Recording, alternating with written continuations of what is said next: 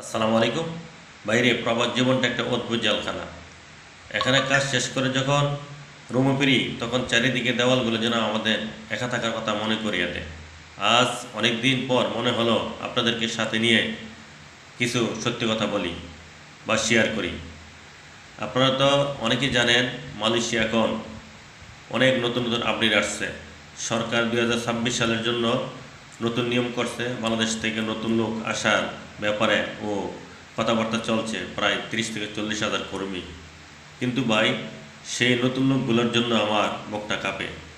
আমরা যারা অলরেডি এখানে আসছি তাদের অনেকেই বেতন ছাড়াই মাসের পর মাস কাজ করতে হচ্ছে। গত কয়েকদিন আগে জোহরের একটা কোম্পানি খবর দেখলাম 169 জন কর্মী 6 মাস ধরে বেতন নেই।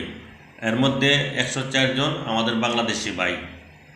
মানুষ ভাবে আমরা এখানে টাকা গাছ লাগাইছি, কিন্তু এই না যে না খেয়ে থাকা, মালিকের বকুনি খাওয়া আর দেশের মানুষের জন্য হাসি মুখে মিথ্যা বলা। এই খবরটি কেউ কি রাখে? ভাইজান, ফলোয়ার বাড়ানোর জন্য এই ভিডিওটি বানাই নাই। শুধু চাই আমাদের কথাগুলো যেন আপনাদের হৃদয়ে পৌঁছা। অন্তত একজন প্রবাসী ভাই যেন অন্য একজনের পাশে দাঁড়ায়।